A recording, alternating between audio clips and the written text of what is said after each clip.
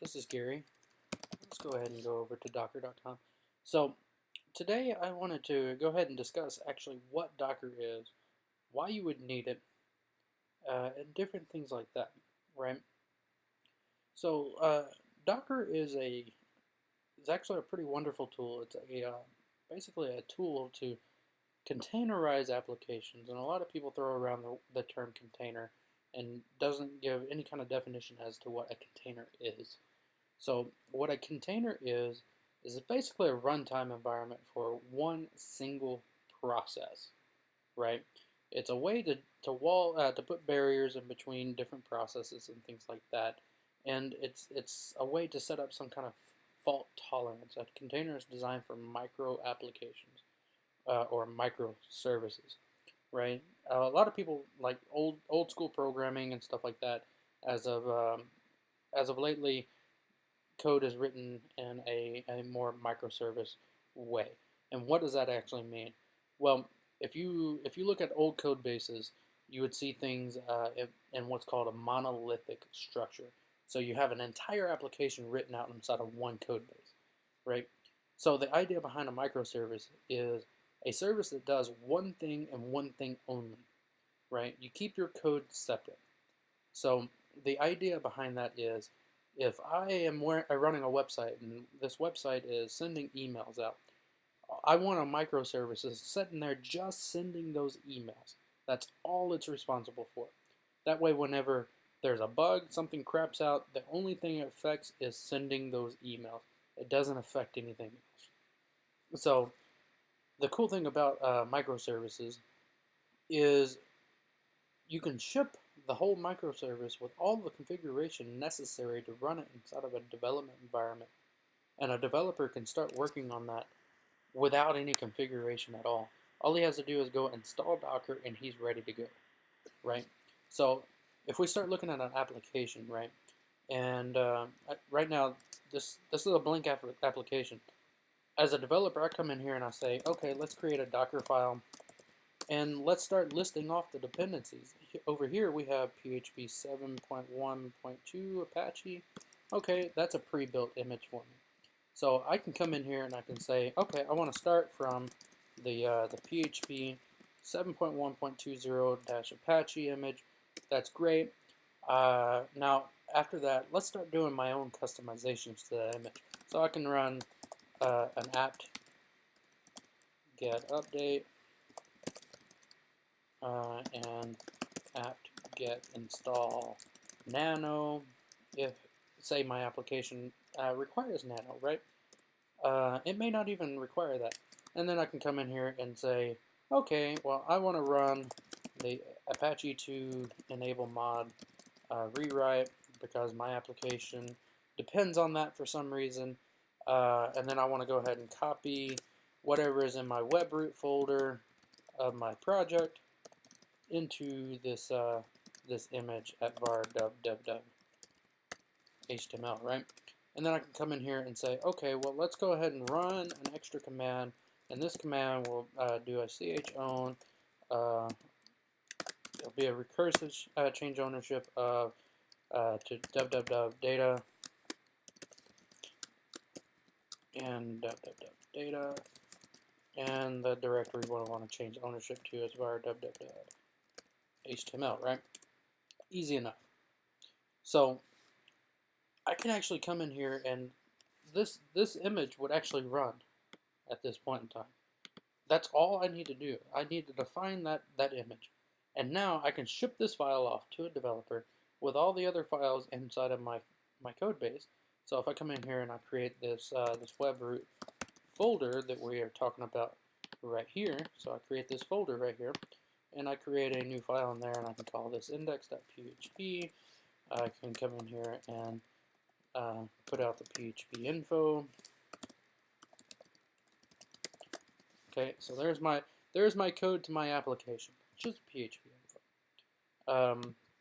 And then inside of not inside of a web root folder, so inside of a Docker folder, the idea here is I would want to ship this application with a Docker compose .yml. This is the one I would put in my repository that the developers can run and things like that. And in all honesty, I would have another Docker Compose somewhere else that is not in the same repository that would target this repository and or this image that I would upload to my own image repository over here, because that's what we pulled this PHP image from, is the Docker repository. So we can actually run our own repository, or we can upload it directly to the Docker repository if we wanted to. And all honesty, this is what is needed to actually build that image, right? And over here, we would do some customizations to that runtime environment. We can manipulate that even further. So we can come in and say, okay, I want to use version 2 of the Docker runtime. I want to go in here and do services, right? And I want to say my PHP service is equal to something, and I want to say I want to build this from scratch, and I give it the directory that we are building it in, and I can come in here and say volumes, right? And I can give it a volume and say, you know what, this web root, this folder, this web root folder that's right here, this is equal to var HTML, right? And basically what I'm doing is this web root, so I'm copying it in here. This is for my deployment. This is for going to live. But in a development environment, I would like that to be an image. I would like to mount that inside of that image. So what I can do is I can come in here and I can go ahead and do a Docker Compose up. And now I'm sitting here pulling that image from this repository. And if you notice, we're on step 1 of 5. Let's go look at our Docker file. Sure enough, 5 steps. And so now it's going ahead and extracting that image.